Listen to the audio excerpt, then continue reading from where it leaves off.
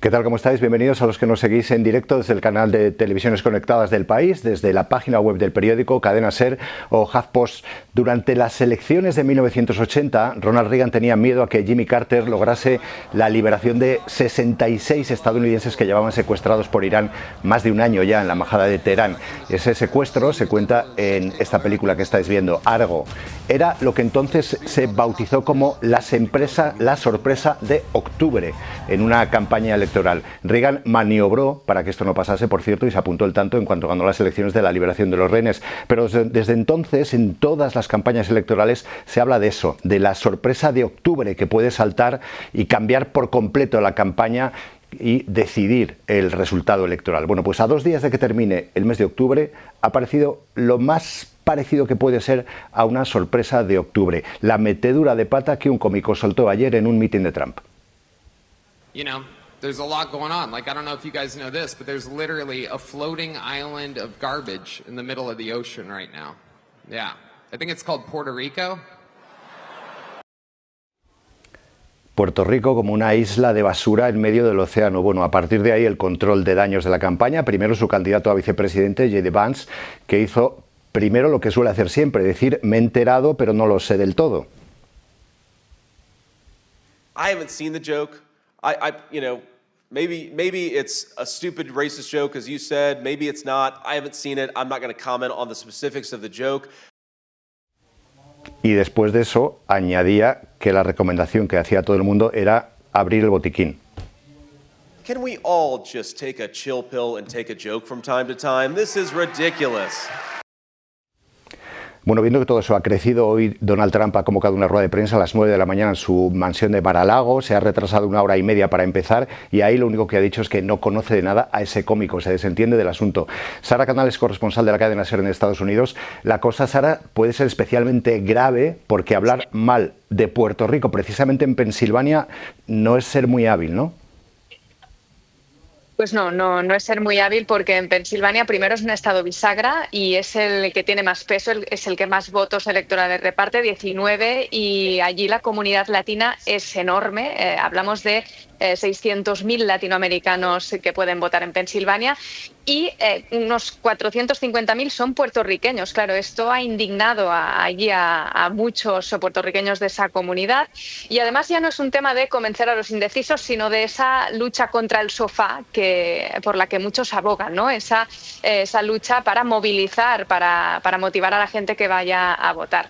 Hablamos de un estado que en 2020 Joe Biden ganó por casi 100.000 votos, así que realmente eso puede tener serias consecuencias para Donald Trump y los puertorriqueños allí pueden decantar la balanza en contra del expresidente. Decías que es un estado bisagra. Algunos datos más sobre este estado. Podemos decir que históricamente los inmigrantes alemanes hicieron aquí los primeros pretzels. También de aquí viene el Philly steak, ese sándwich de queso fundido y carne, y es también la capital del chocolate, porque aquí está la fábrica principal de una de las marcas de chocolate que conocemos todos, Hershey. Aquí se firmó también la Declaración de Independencia en 1776 y aún se conserva, de hecho, esa campana que estáis viendo, que es la campana de la libertad con la que se convocó a los ciudadanos para su lectura, para la lectura de la Declaración de Independencia. Fue un estado muy industrial en el pasado, Sara, pero ¿hasta qué punto ahora Pensilvania ha cambiado? El Rust Belt, de ese cinturón industrial de Estados Unidos, pero es verdad que con los años ha tenido que diversificar su economía, ¿no? Por ejemplo, ha invertido en sectores como la tecnología, la robótica, la automatización. Pittsburgh es un buen ejemplo de ello, ¿no? Una ciudad muy enfocada a la industria siderúrgica, pero que ahora es un hub tecnológico. Y luego también allí es muy importante el sector de la energía, el carbón y sobre todo el fracking, que el fracking es un tema que ha salido mucho en esta campaña, es la extracción de gas y de petróleo. Es un tema que, una práctica que Perdona, es que tengo interferencias de ruido y estoy un poco desconcentrada. Te vamos a quitar el sonido porque creo que te está entrando un sonido que tenemos aquí en control. Vamos a quitártelo y puedes seguir hablando. Nada, al revés. Lo siento, hablábamos del fracking. Es una práctica que Trump defiende, los conservadores siempre lo han hecho, y Kamala Harris, cuando ella era candidata en 2020, estaba en contra de eso, pero cuando se suma al equipo de Biden como vicepresidenta, cambió de opinión. Ella dice que no es incompatible el permitir el fracking con una transición de energía verde, y eso muchos se lo han criticado.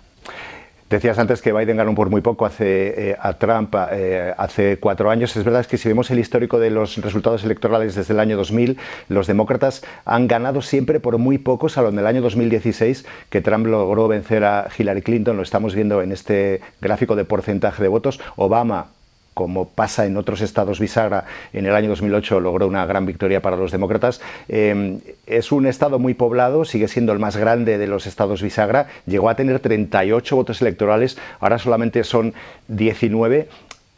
¿Por qué es un estado bisagra este, Sara? ¿Qué le hace estar con Trump o qué le puede hacer estar con Harris para los votantes? Bueno, allí se mezclan muchos factores, ¿no? La economía es uno de ellos, es la prioridad de todos los estadounidenses, y luego, bueno, como la mayoría de estados bisagras tiene unas ciudades las ciudades son más bien demócratas, las zonas rurales son más bien republicanas, y luego también hay condados bisagra dentro de estos estados, dentro de lo que es el estado bisagra, ¿no? Por ejemplo, hace poco estuvimos allí para el debate presidencial, fuimos a Bucks County, que es un condado donde vas a una cafetería y en la misma calle, ¿no?, dentro de la misma cafetería, encuentras a votantes republicanos de toda la vida, a demócratas, a gente que antes había votado por Trump y ahora no, o al revés. Hay un fuerte componente de ese votante indeciso, independiente, que vota más por sus intereses, por el programa, y no tanto por el candidato o por la relación que tenga con ese partido. Y al final, Sara, en el caso de Pensilvania, ¿lo que más puede importar a los votantes es la economía o es otro asunto? Bueno, la economía sin duda es una de las prioridades y es el tema que está teniendo más peso, evidentemente, en Pensilvania, y eso se puede extrapolar a los otros bisagra, ¿no? En Michigan también, donde en los estados bisagra hay comunidades muy diversas, muy variadas. En Michigan, por ejemplo, tenemos el voto árabe o el voto de la clase trabajadora, que trabaja en el sector del automóvil. Y también comparten es el denominador común, ¿no? La economía y la inflación, que es la principal preocupación de todos los estadounidenses, tal y como apuntan las encuestas. Y en general los ciudadanos confían más en Trump a la hora de gestionar la economía del país. Si hay una persona que está en el centro del poder ahora mismo es Sara Canals, a la oeste de la Casa Blanca, y en la sala de prensa. Sara, gracias. A vosotros.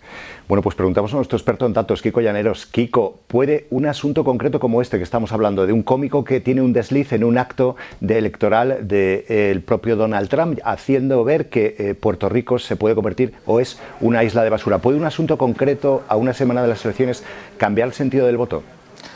Sí, la realidad es que sí. La respuesta habitual a esta pregunta es que no. La respuesta habitual es que no, digamos, porque al final hablamos que Pensilvania, el 3,5% de la población de Pensilvania son de origen puertorriqueño. Entonces, que esto puede parecer de primeras bastante gente, pero luego empiezas a decir, bueno, de ese 3,5% muchos serán votantes decididos republicanos o votantes decididos demócratas, por lo tanto su voto no está en movimiento. Entonces, a lo mejor dices, es que al final los votos que se pueden mover con un desliz de este tipo son unas pocas décimas de todo el electorado de Pensilvania. ¿Cuál es la variable que hay aquí? Que es que unas pocas décimas pueden decidir Pensilvania.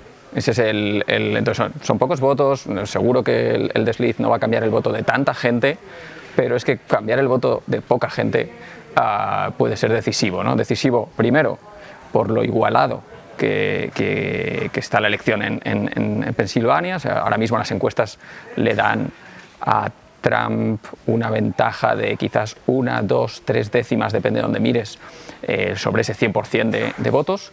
Y luego porque estamos a muy pocos días, y ya sabemos, tenemos mucha experiencia de otras elecciones, en Estados Unidos lo hemos visto también, todo lo que ocurra en estos últimos días tiene una importancia que de alguna manera se magnifica. Esto que llamamos un efecto foco, al final la gente va a ir a votar con lo que estamos comentando ahora mismo. Si este desliz hubiese ocurrido hace un mes, pues 4 semanas después nadie se acordaría, pero estamos en una semana de elecciones y todo lo que coja atención puede ser decisivo, efectivamente. Y quizás es bueno recordar, Kiko, para la gente que nos está viendo, muchos desde luego conocéis perfectamente cuál es el sistema electoral de Estados Unidos, que no es un sistema directo, ¿verdad? Hablamos de estos votos electorales, de estos 19 votos electorales que reparte Pensilvania, porque realmente los votantes no escogen directamente al presidente, ¿verdad? Eso, podemos volver, si queréis, si podemos ver el mapa, pero bueno, si tenemos el mapa en la cabeza, o sea, al final, ahora lo estáis viendo, o sea, la barra arriba podéis ver estos votos electorales que reparten los estados, es decir, cada estado tiene, en función de su población, un número de votos electorales, en total hay 538, y entonces el presidente sale de conseguir 270 la mitad de esos votos electorales. Es la barra que estamos viendo arriba. Que es la que define un poco el punto medio, ¿no? Entonces, ahí vamos sumando los que Harris en Nueva York es 100% seguro prácticamente que va a ganar. O sea, hay muchos sitios donde más o menos puedes contar con que los demócratas van a ganar, pero toda esa zona que tenemos en gris y donde ahí está Pensilvania, son los que están en juego. Entonces, ¿por qué es tan decisivo? O sea, que al final lo que decide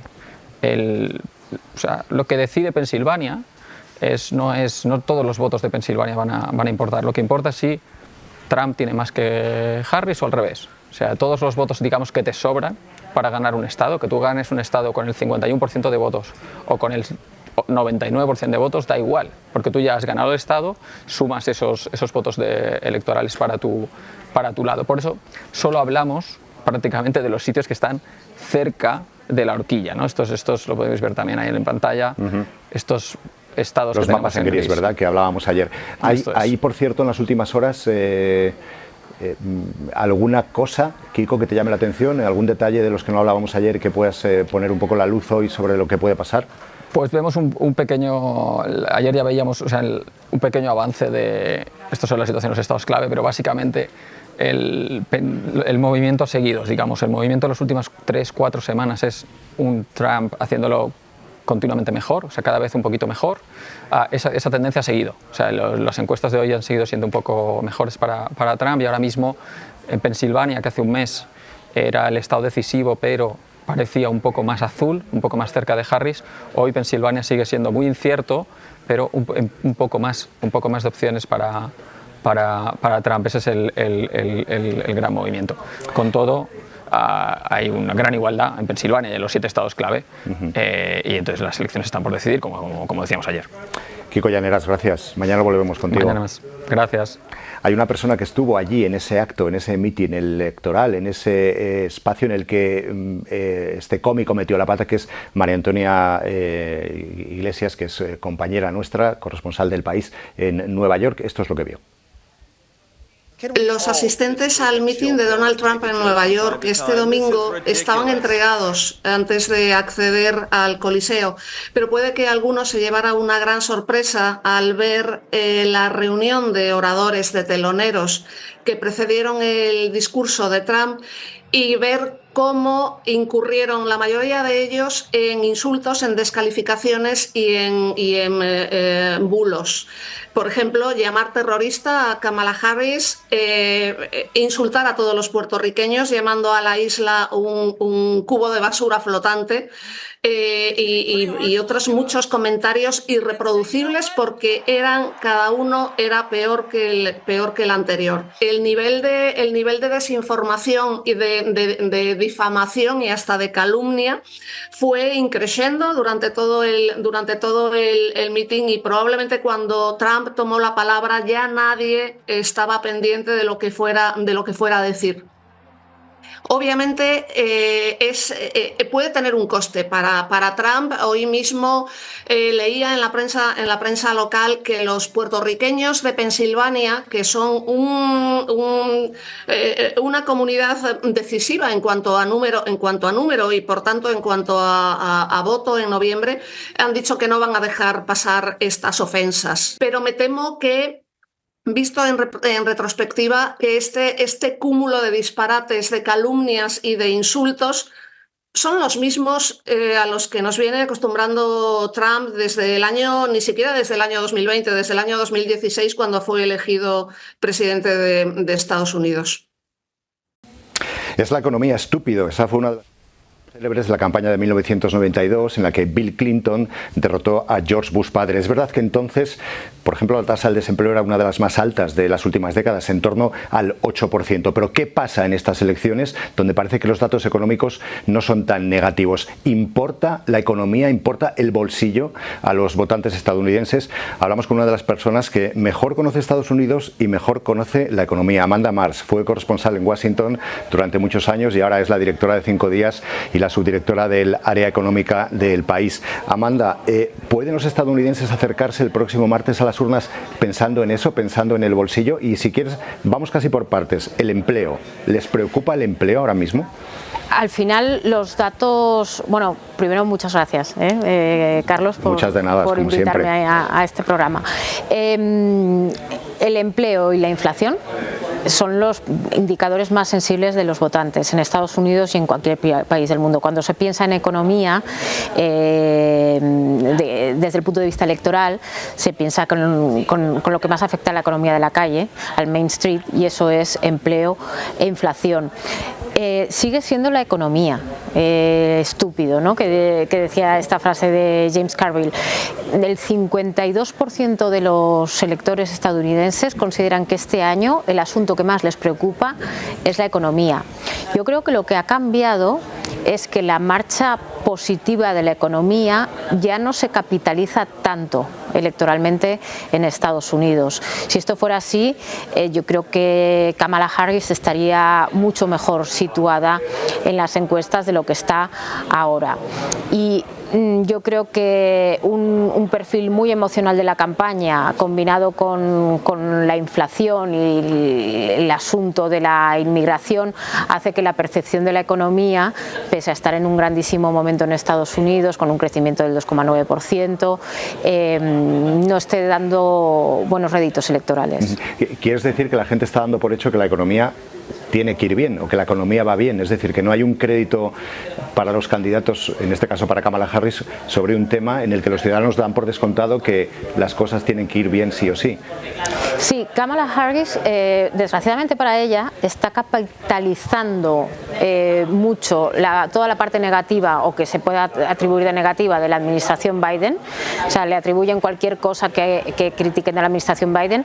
Sin embargo, no relacionan con ella, por ejemplo, la gestión de la economía, que en el caso de Biden yo creo que es indiscutiblemente ha sido muy positiva. La salida de la hibernación del COVID, el catedralicio plan de estímulos de la Inflation Reduction Act, el IRA, que ha funcionado también, que ha traído tantas inversiones, tanto empleo, no está capitalizando nada.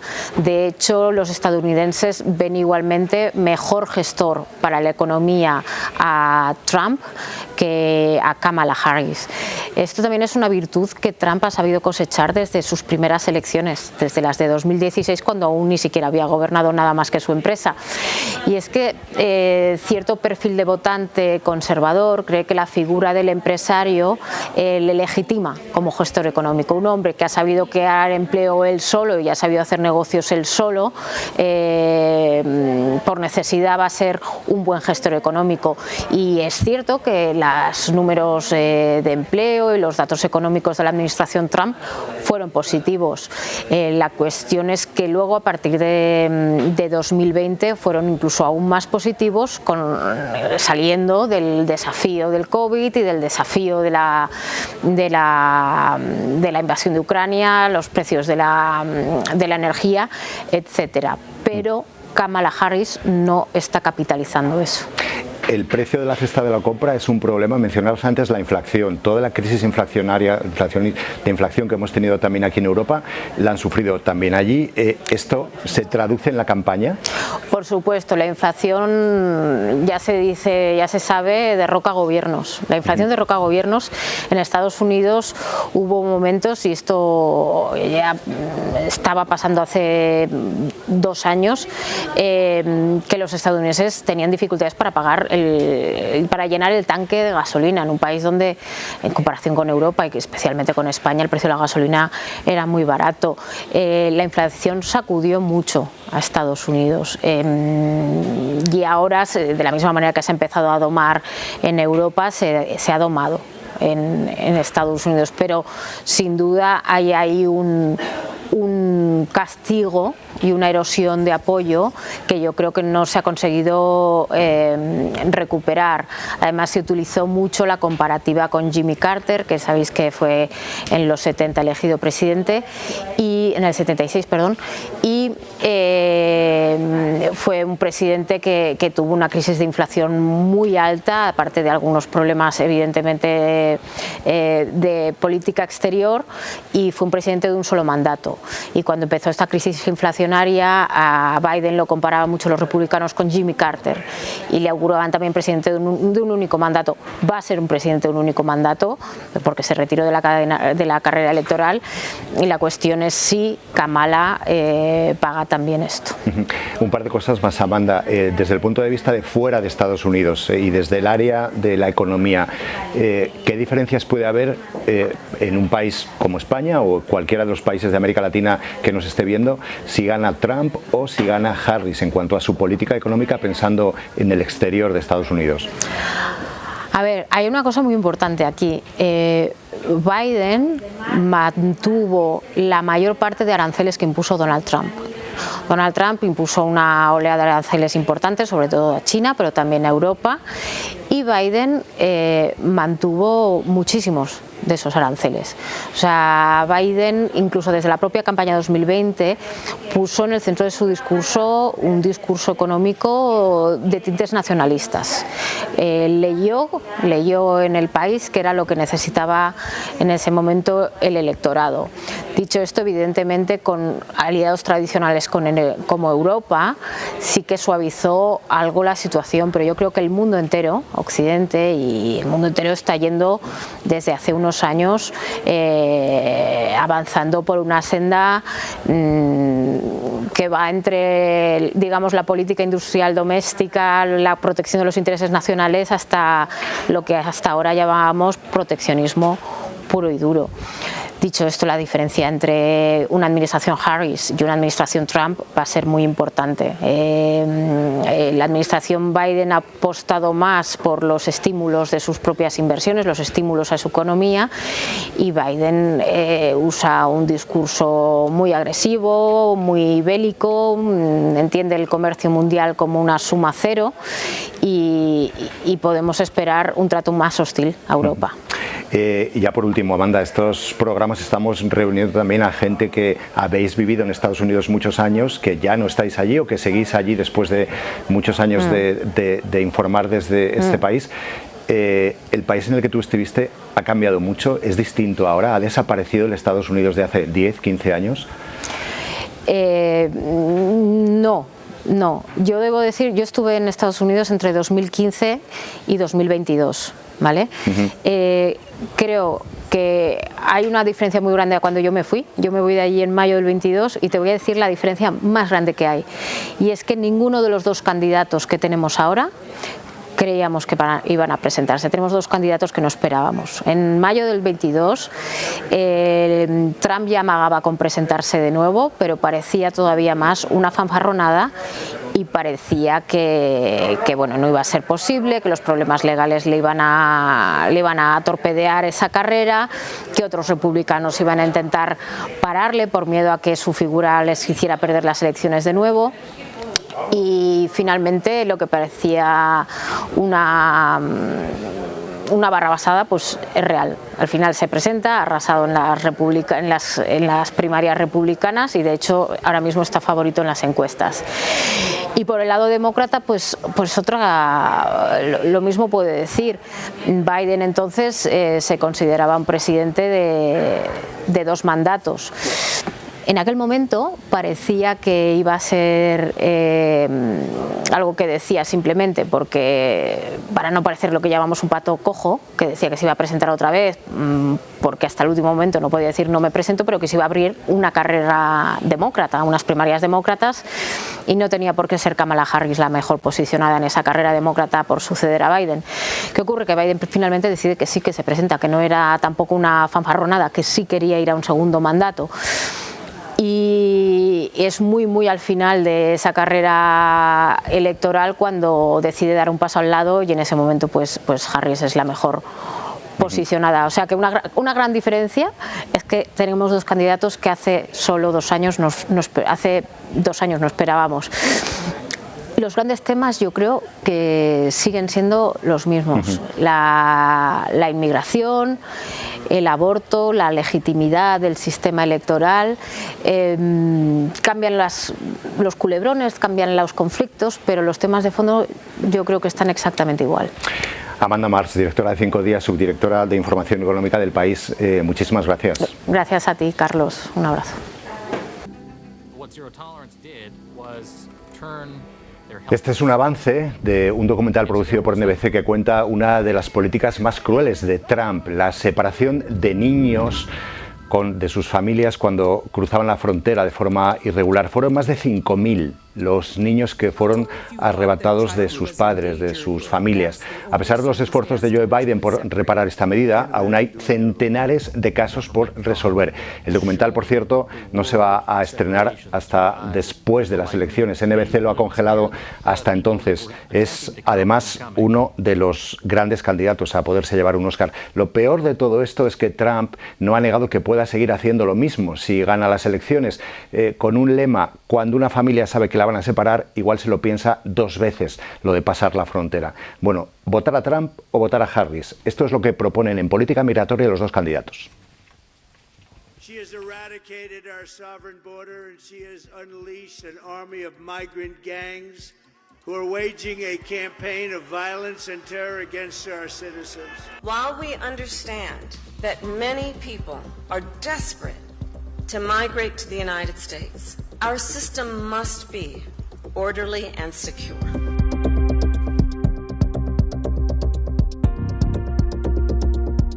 Los demócratas han ido endureciendo su posición en torno a la inmigración y la frontera a medida que notaban que la llegada de inmigrantes sin papeles en grandes volúmenes iba erosionando su popularidad. Evita algunos de los excesos de la presidencia de Trump, pero mostrando más dureza de la que originalmente habían tenido. Los republicanos están firmemente en contra de la inmigración irregular y creen que las vías legales también deberían ser más restrictivas. When I win on November 5th, the migrant invasion ends and the restoration of our country begins. Su propuesta estrella es llevar a cabo la deportación más grande de la historia de Estados Unidos, en la que pretende expulsar a 11 millones de inmigrantes que están en el país de forma irregular. Además, ha asegurado que va a eliminar programas como el parole humanitario y que terminará la construcción del muro en la frontera con México. En el programa electoral de Kamala Harris figura impulsar una ley que permitiría cerrar la frontera incluso a los solicitantes de asilo cuando se supere un cierto umbral de cruces durante un periodo.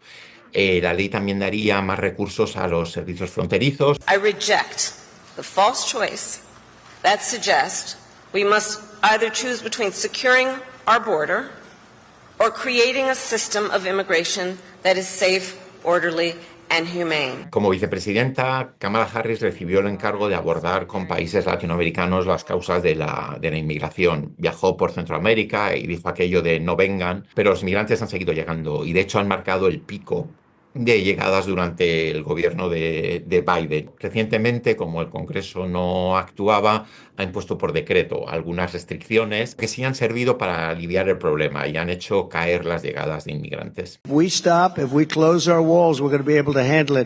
Como presidente, Trump estableció una política de tolerancia cero en la frontera por la cual cualquier inmigrante que cruzara a Estados Unidos sin permiso se procesaba como un delincuente. Y bajo esa doctrina se separaron unos 3,000 niños de sus padres. Some of them are murderers, some of them are drug dealers. Más allá de las políticas que propone, el candidato ha difundido mentiras sobre la comunidad migrante en Estados Unidos. There's a place called Springfield, Ohio, that you've been reading about. 20,000 illegal Haitian immigrants have descended upon the town of 58,000 people. Migrants are walking off with the town's geese. La campaña de Harris lo que ha hecho es contraatacar, diciendo que Trump boicoteó la ley migratoria que habían pactado demócratas y republicanos porque prefiere sacar rédito político del problema que resolverlo. Bueno, a Miguel Jiménez le queremos tanto que le hemos tenido en este informe que trabajamos con él estos días previos y también está hoy aquí con nosotros en directo, al que le vamos a robar solamente unos minutitos porque sabemos que el día se ha apretado. Y a Elvira Lindo también la queremos mucho y por eso también la hemos invitado a este programa. Miguel, empezando por ti, por cierto, has seguido la rueda de prensa de Donald Trump. Él ha dicho que a ese cómico no le conoce absolutamente de nada. Control de daños, digamos, del Partido Demócrata, del Partido Republicano. ¿Algo más que añadir de lo que haya podido decir Trump? Bueno, yo creo que si alguien esperaba una disculpa se habrá visto decepcionado. En realidad Trump ha intentado sacarse el tema de encima con esa declaración a ABC News, diciendo que no le conocía de nada, pero evitando disculparse. Y luego ha tenido una intervención larga que ha sido una especie de moción de censura a Biden y Kamala Harris, como de 1 hora, en la que solo se ha referido al mitin al final y se ha referido para decir que fue un absoluto festival de amor. Que todo lo que se respiraba en el ambiente era amor, amor por Estados Unidos, amor por la gente y ni la más mínima disculpa ni referencia a los insultos racistas que allí se pronunciaron. Con lo cual, bueno, es cierto que hay miembros del Partido Republicano que sí que están intentando apagar el fuego, pero tampoco demasiado. Trump tenía hoy una ocasión y de hecho lo que se esperaba es que hablase algo de esto, pero en lugar de eso ha sacado a la madre de una víctima de un asesinato de un inmigrante, a la viuda de un soldado que murió en Afganistán y ha lanzado un bulo tras otro para acusar después a los demócratas de mentir. Elvira, tú viviste en Estados Unidos, si no me equivoco, desde el 2005 al 2016, es decir, Bush, la guerra de Irak, la resaca del 11S, todo Obama. ¿Reconoces al país que estamos viendo estos días, en esta campaña? Bueno, y viví uno de los acontecimientos que realmente cambió la historia reciente de Estados Unidos, que fue el atentado contra las Torres Gemelas. Es decir, aunque yo no vivía allí, estaba pasando 3 meses allí. Con lo cual, yo creo que a partir de ese momento y a partir de la solidaridad que mucha gente que estaba allí sintió con la ciudad, con los Estados Unidos, con el dolor de los ciudadanos, a partir del contraataque americano, es como que vieras que la historia de la relación de Estados Unidos con el mundo estaba cambiando. Y sí, claro que es un país diferente y además siento y recuerdo todos esos momentos que tú has dicho, Trump, bueno, Obama, Bush antes, ¿no? Realmente han sido momentos fascinantes en los Estados Unidos, pero yo creo que la sensación que podemos tener ahora, yo no he vuelto recientemente porque me causa casi un shock sentimental volver al sitio en el que viví tanto tiempo y que fue tan importante para mí. Pero lo que siento desde hace tiempo es que es un país que vive un declive político y un declive cultural. Y aún así sigue siendo muy imperial, porque aquello siempre se ha tenido la sensación de que en Estados Unidos ocurrían las cosas antes que en Europa, pero que acababan llegando. Y cuando tú veías cosas allí que te parecían insólitas, inéditas, decías, no, esto no llegará nunca a Europa. Sin embargo, sigue teniendo una influencia muy, muy grande. La ha tenido en lo bueno, creo que en estos momentos lo está teniendo en lo malo. Una última cosa, Miguel, porque hoy también nos cuentas en El País que el Washington Post, decíamos ayer, que ha decidido no apoyar a Kamala Harris o apoyar a cualquiera de los candidatos, aunque tradicionalmente el Post lo ha hecho siempre con el candidato demócrata, y que eso le ha ocasionado ya la pérdida de 200.000 suscriptores. ¿Es quizás del tiempo que llevas tú en Estados Unidos, uno de los grandes cambios, de las grandes transformaciones, la desinformación, los medios de comunicación, cómo se informan los estadounidenses de lo que está pasando? Yo creo que eso ha ido aumentando. Creo que ya existía hace 4 años, creo que ya existía cuando yo llegué hace 2 años y medio. Es cierto que ahora, por ejemplo, Twitter o X, pues ya no tiene una política de moderación como la que tenía antes y que la desinformación circula por todas partes, empezando por los propios políticos, ¿no? Lo que ha pasado en el Washington Post es interesante porque muchos ven en ello algo así como un cierto miedo a enfrentarse a Trump, ¿no? A pedir el voto por Kamala Harris en estos momentos en que parece que hay bastantes posibilidades de que el presidente sea Trump. Jeff Bezos, el dueño del Washington Post, lo ha negado, ha dicho que es una cuestión de principios, y hay quienes entienden que es defendible que no se pronuncie por uno u otro candidato. El problema es el momento en que lo ha hecho. Si esto mismo lo hubiera dicho hace 2 años, hace 1 año, hace 6 meses, pero en este momento, y cuando ya había incluso un borrador de apoyo a Kamala Harris preparado, pues no ha sentado nada bien, ni entre los propios trabajadores del periódico, los columnistas de la sección de opinión, y por lo que se ve, tampoco entre los lectores. Miguel, gracias dobles. Gracias, sé que tienes muchísima prisa, así que gracias por haberte mantenido aquí unos minutos en directo. Elvira, ¿tú cómo ves esta parte de los medios de comunicación? Esto sí que ha sido una transformación muy grande, ¿no?, respecto a lo que fueron hace 10 años, 15 años, y cómo ahora mismo está manejándose la información de una forma quizás, pues eso, con mucho riesgo de que las noticias falsas lleguen a todas partes. Sí, en eso estoy de acuerdo con Miguel, que hay que volver la vista un poco más atrás. Es decir, que hay que volver la vista cuando se empiezan a separar los medios de los lectores, no solamente por las redes, yo creo. Yo creo que lo que ocurrió en 2016, cuando ganó las primeras elecciones Trump, y cuando Hillary no consiguió, cuando mucha gente pensaba del Partido Demócrata, pensaba que era la candidata obvia, inteligente, articulada, con cultura, con experiencia, ¿no? Pero ahí se vio la separación que había entre, digamos, cierto tipo de americanos, esta separación que luego se ha ido replicando no solamente en América, como decíamos antes, también en Europa, esta separación de un tipo de habitantes de un país y un tipo de habitantes de la ciudad, de los habitantes urbanos y de los habitantes rurales, ¿no? Yo creo que ahí se vio, no sé si te acordarás cuando a Hillary Clinton llamó deplorables a una parte del electorado. Yo creo que eso le costó mucho a ella, pero no solamente era ella como política la que tenía esa idea, digamos, de una parte del país, sino que también los grandes medios ignoraron, hubo un bajón en el periodismo local, y digamos que el propio New York Times confesó que no habían estado atentos a lo que sucedía en el país. Eso fue antes de las redes, es decir, que no hemos hecho caso de lo que está sucediendo en el país, y resulta que estaba sucediendo algo que ha tenido que ver con la victoria de Trump. Y ahora tenemos que hacer como un examen de conciencia. Es muy rara, yo creo, la idea que tenemos de los partidos demócratas, porque nosotros en nuestra cabeza europea creemos que los republicanos son estos reaccionarios, que ahora lo son, y además muy extremistas, y por otro lado están los demócratas, que para nosotros son las personas progresistas, pero no es exactamente así la definición del Partido Demócrata. Yo creo que el Partido Demócrata podría ser en España tanto una parte del PSOE como una parte del PP.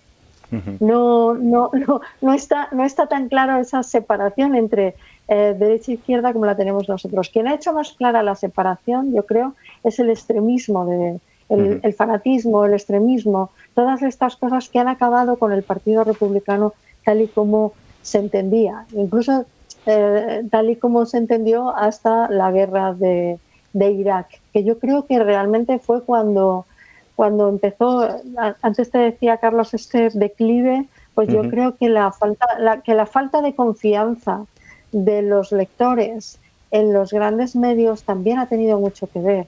El que un periódico como el New York Times tuviera que pedir perdón por haber defendido la guerra de Irak, yo creo que hay veces que los lectores esperan cosas de los medios que los medios en ese momento histórico no están preparados, no están dispuestos o no pueden hacerlo. ¿Se han cerrado Estados Unidos en sí mismo, Elvira? ¿O quizás estamos idealizando épocas como la que compartimos de Obama, donde parecía que todo era expansión, internacionalización, el liderazgo mundial? Desde fuera, desde la visión que tienes tú ahora aquí, ¿crees que el país se ha encerrado mucho más en sí mismo, que ya no mira hacia afuera? Bueno, yo creo que siempre ha sido es un país tan grande que puede encerrarse a sí mismo viviendo mil mundos, ¿no? O sea, yo creo que a lo mejor en un partido mucho más pequeño como España, en un país mucho más pequeño puedes hablar de un estrechamiento de su mirada, ¿no? Pero realmente Estados Unidos es un país grandísimo. ¿Está encerrado en sí mismo?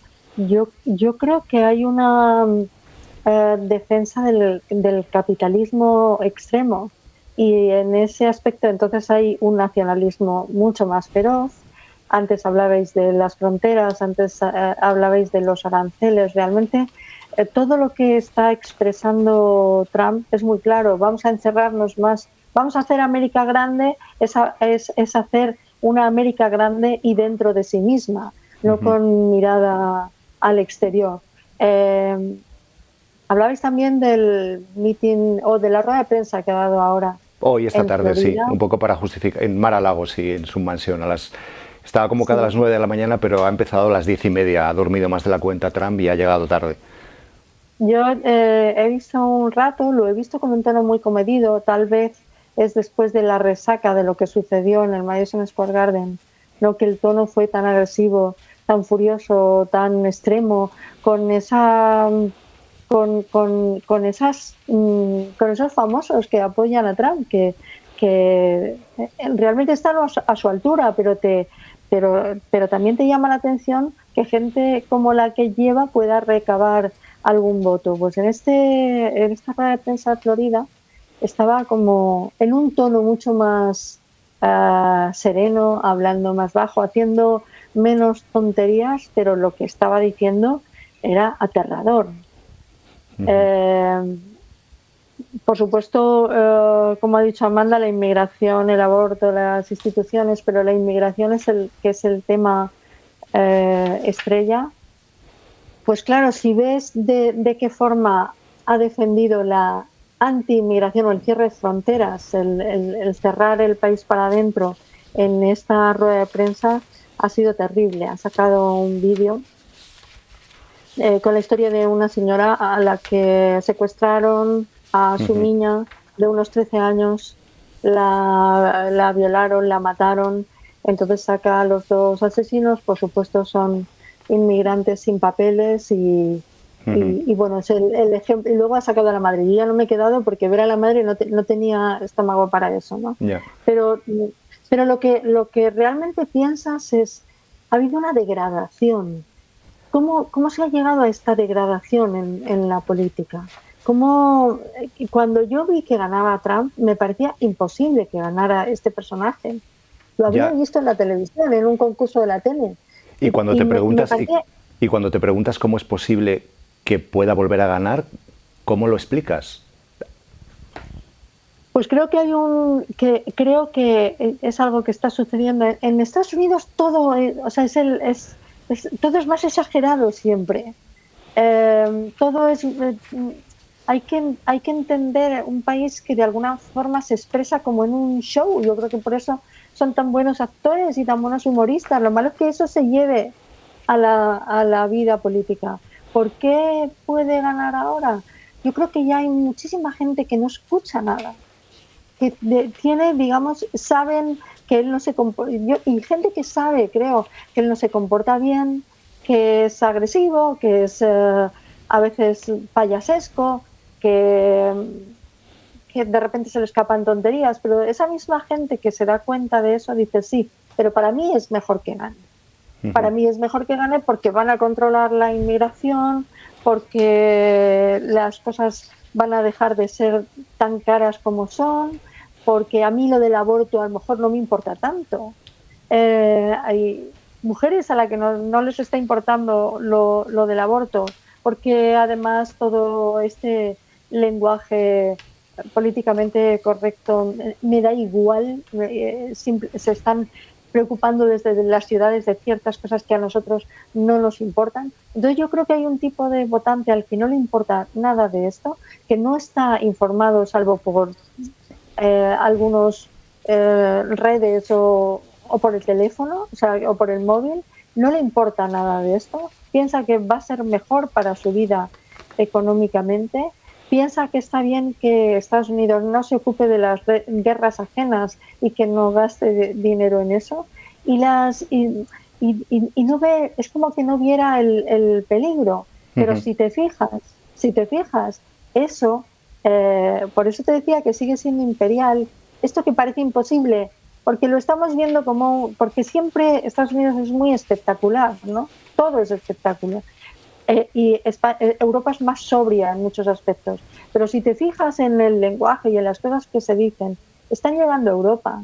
Se dicen cosas, no las dirá la extrema derecha como las dice Trump, pero en realidad las barbaridades que se están diciendo son exactamente iguales sobre la inmigración, sobre el aborto o sobre las instituciones que también se están vulnerando sistemáticamente. Lo que quiere hacer Trump es quitarse los controles de los altos funcionarios para poder gobernar sin ningún tipo de cortapisas. Sí. Decías, Elvira, que no vuelves a Estados Unidos, o sea, no visitas ya el país, no haces visitas aunque sea de días o de semanas, no. Bueno, tiene un lado sentimental que fueron la felicidad y también la nostalgia y la añoranza de allí. No fue fácil, pero fíjate, cuando yo estaba allí, cuando yo me volví en 2016, que bueno, ganó Trump, lo primero que noté, que además escribí un reportaje para el periódico El País, era el miedo de los inmigrantes sin papeles, que además nutren Nueva York, es decir, que tú lo conoces muy bien, o sea, las grandes ciudades en Estados Unidos no vivirían sin la mano de obra de los sin papeles que pueden trabajar realmente, porque todo se basa en las famosas propinas de las que se está hablando tanto estos días, que no van a tener que pagar impuestos y todo esto, ¿no? Pues estos pobres viven de limpiar casas, de limpiar váteres, de ser camareros, de baja graduación, por así decirlo, ¿no? Y lo primero que noté fue el miedo que sentían a que les pillaran por la calle. Entonces, pues precisamente le hice una entrevista a un psiquiatra que llevaba la planta de psiquiatría del gran hospital de Queens y dijo que lo estaban notando la repercusión en la salud mental, porque la gente tenía había gente que salía a trabajar con muchísimo miedo. Es decir, que luego la repercusión que tiene en toda esa gente que están degradando de esa manera, la manera en la que han hablado los puertorriqueños, a mí me ha sorprendido que eso se diga o sea, tú puedes decir muchas barbaridades, pero hay un momento en el que cruzas otro puente y dices una barbaridad mayor que la que has dicho antes. Decir que es una montaña o que es una isla de basura o no sé cómo lo ha dicho, pues me parece que ahora Trump no se hará responsable, pero tampoco ha pedido el perdón. Pero lo curioso es que él no ha pedido perdón y dice un reverendo puertorriqueño. Bueno, porque no es que tenga que pedir perdón el humorista, es que tiene que pedir perdón Donald Trump. Yo lo he visto muy sensato, pero al momento dice, porque yo había pensado votarlo, pero ahora ya no lo voy a votar. Y dices, pero vamos a ver, tú como puertorriqueño, cuando han atacado a tu pueblo, has sabido reaccionar, no sabes lo que dicen de los otros pueblos. Entonces, yo no sé si es que vivimos también una época ya el feroz individualismo americano, con una época muy egoísta, de muy pocos discursos colectivos, que tenemos que volver de alguna manera. Aquí podemos decir la izquierda. Yo creo que en Estados Unidos no se puede decir eso, sino la gente más progresista, el Partido Demócrata. Hay que volver, y eso lo tenemos que saber desde todas las reivindicaciones, todas estas reivindicaciones, activismos, etcétera, tienen que darse cuenta de que tenemos que volver a tener un lenguaje común que nos sirva para todos, y tenemos que volver, ellos tuvieron a alguien como Roosevelt, ¿no? Tenemos que volver a un discurso que defienda a los ciudadanos en general. Elvira Lindo, un gusto como siempre, ya sabes. Hasta pronto. Bueno, os estoy siguiendo. Muchas gracias. Que me encanta cómo lo hacéis. Muchas gracias. Gracias. Bueno, pues aquí vamos a cerrar hoy el programa. Esta tarde, por cierto, en Estados Unidos, Kamala Harris tiene previsto hacer un acto casi de cierre de campaña donde va a lanzar su alegato final, un poco su petición de voto para los estadounidenses. De todo eso y de todo lo que pase en las próximas horas os contaremos también a partir de mañana a las 5:30 hora de Madrid, son las 11:30 en la costa este de Estados Unidos. Estaremos aquí en directo. Gracias a los que habéis estado en el canal de Televisiones Conectadas del País a través de Cadena SER o del HuffPost. Mañana más.